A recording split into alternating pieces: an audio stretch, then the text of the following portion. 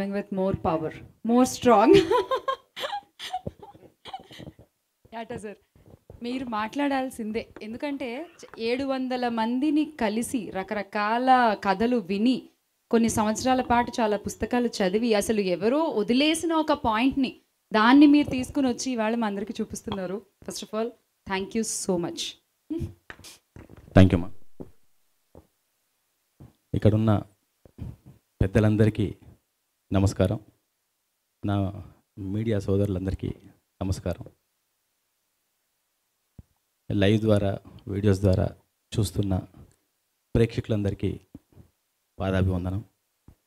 నాకు ఈ అవకాశం ఇచ్చిన గూడూరు నారాయణ రెడ్డి గారికి పాదాభివందనం.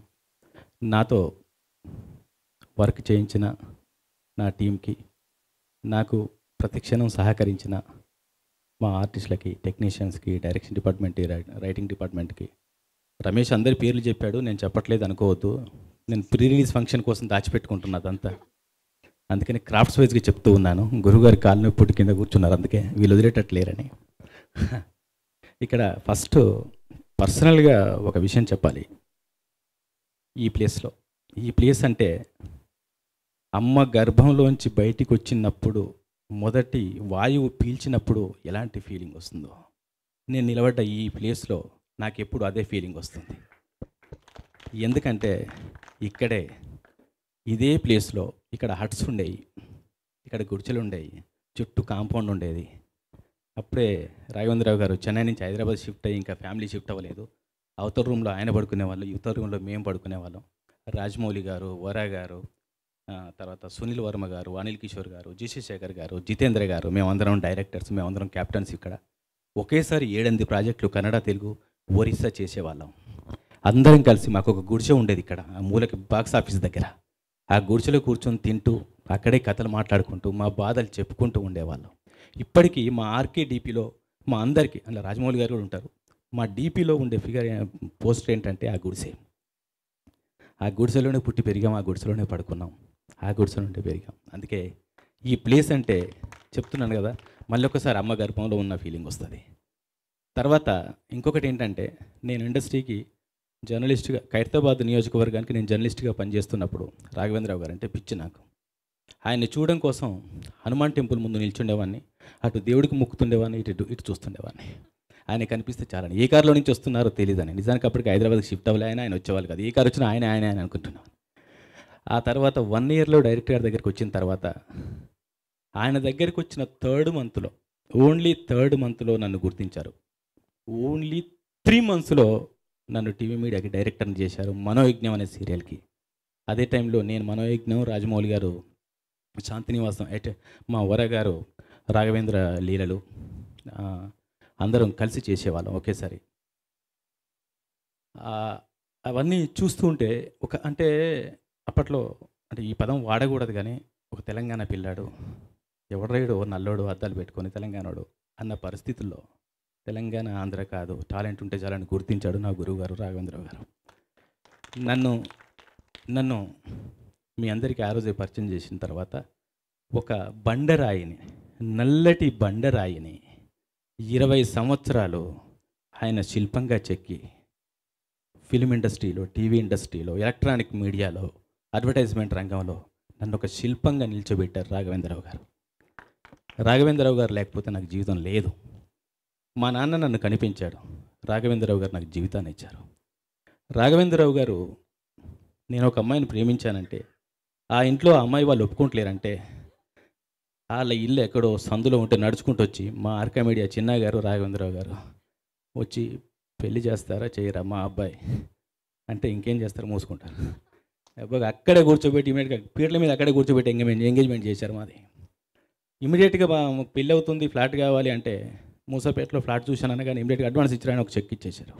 మ్యారేజ్కి ఎంత ఖర్చు అవుతుంది అనగానే ఒక చెక్ ఇచ్చేశారు. ఒక హైదరాబాద్కి, బ్రదర్స్ మీరు నమ్మండి, హైదరాబాద్కి పొట్ట చేత పట్టుకొని ఒక ఎయిమ్తో వచ్చిన వాడు ఓన్లీ ఒకే నెలలో సాయంత్రం కారు కొనుక్కొని, ఒక ఫ్లాట్ కొనుక్కొని, ఒక అమ్మాయిని పెళ్లి చేసుకొని, ఇష్టమైన అమ్మాయిని పెళ్లి చేసుకొని, ఆ తర్వాత ఒక డైరెక్టర్గా చలామణి అవ్వడం మామూలు విషయం కాదు. ఇవన్నీ రాఘవేంద్రరావు గారి వల్ల జరిగినాయి. తర్వాత నా పెద్ద బిడ్డ పెట్టినప్పుడు ఉయ్యల్లో వేసి పేరు పెట్టడానికి వచ్చారు.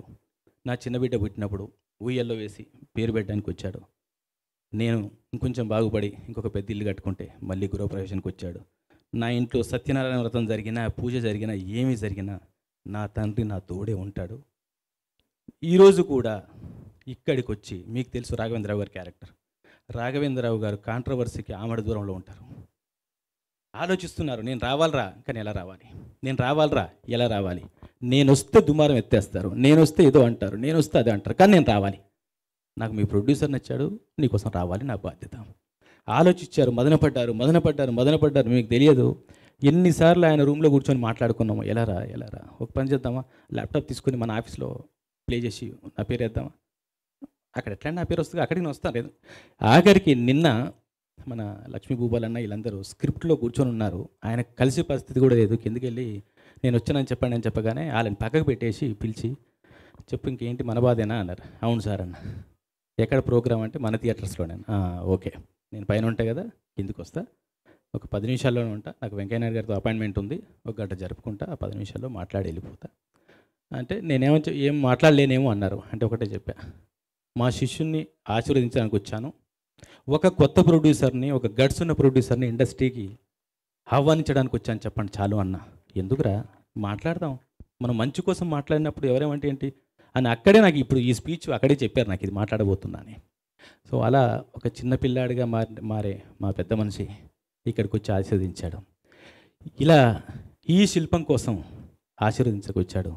ఈ శిల్పానికి ప్రాణం పోసిన గూడూరు నారాయణ రెడ్డి గారిని, ఈ శిల్పాన్ని విగ్రహంగా మార్చి ఉత్సవ విగ్రహంగా ఈరోజు ఊరేగిస్తున్న గూడూరు నారాయణ రెడ్డి గారిని కూడా మా పెద్దన్నని కూడా ఆశీర్వదించడానికి, ఆహ్వానించడానికి నా గాడ్ ఫాదర్ రావడం నా అదృష్టం. నన్ను నా విగ్రహానికి ప్రాణం పోసిన గూడూరు నారాయణ రెడ్డి గారికి నా గుండెల్లో రాఘవేంద్రరావు గారి ప్లేస్ తర్వాత గూడూరు నారాయణ రెడ్డి గారి ప్లేస్ కూడా ఆటోమేటిక్గా ఉంటుంది, అందులో డౌటే లేదు.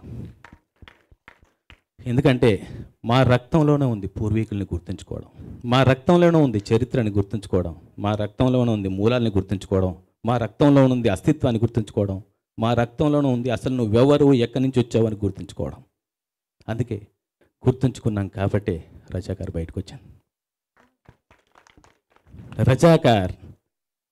రజాకార్ సినిమా వస్తున్నప్పుడు కొన్ని మెసేజ్లు వస్తాయి, నిన్న మొన్న కొన్ని మెసేజ్లు వచ్చినాయి, బెదిరింపు కాల్స్ వస్తాయి, తర్వాత కింద వీడియోస్లో అనుగారు అన్నట్టు వీడియోస్లో కింద కామెంట్స్ వస్తాయి.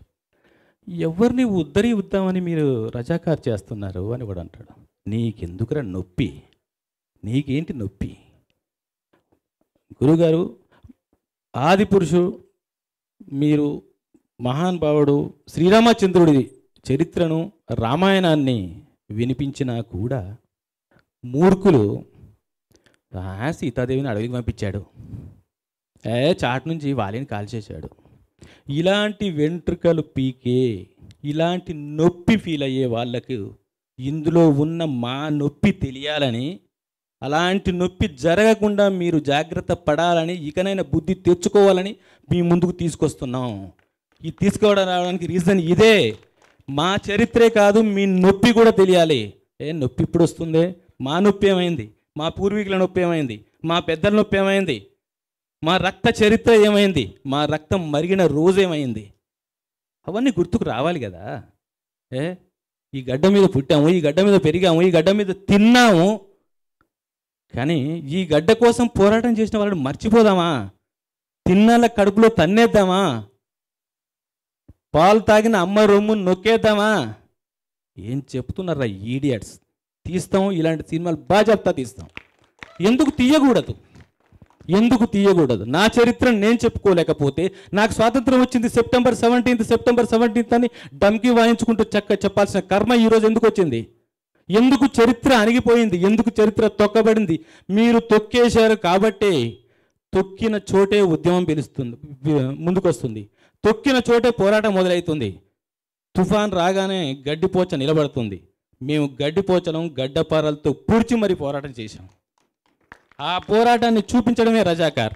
మా గురువుగారు చెప్పినట్టు హైదరాబాద్కు మాత్రమే శాశ్వతం కాదు, భారతదేశానికి మాత్రమే శాశ్వతం కాదు, ప్రపంచ దేశాల్లో అణచివేతకు గురైన, అవమానానికి గురైన ఏ పేదవాడైనా, హిందూ అయినా, ముస్లిం అయినా, పేదవాడు పేదవాడే. అణచివేతకు గురయ్యేవాడు ఏదో ఒక రోజు ఆలోచనకు రాకమానడు, ఆవేశం రాకమానదు, పోరాటం చేయకమానడు. అదే జరిగింది, అదే చెప్తూ ఉన్నాం.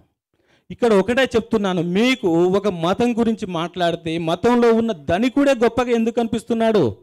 ఒక పేదాడు ఎందుకు కనిపించట్లేడు? ఆ రోజు పల్లెటూరులో ఉన్న అమీనమ్మ కూడా రేప్ చేయబడింది. అప్పుడేం పీకారు? వాళ్ళు మీ మతం కాదా? అంటే మీరు కూడా మతంలో ఉంటే పేదోళ్ళని పట్టించుకోరా?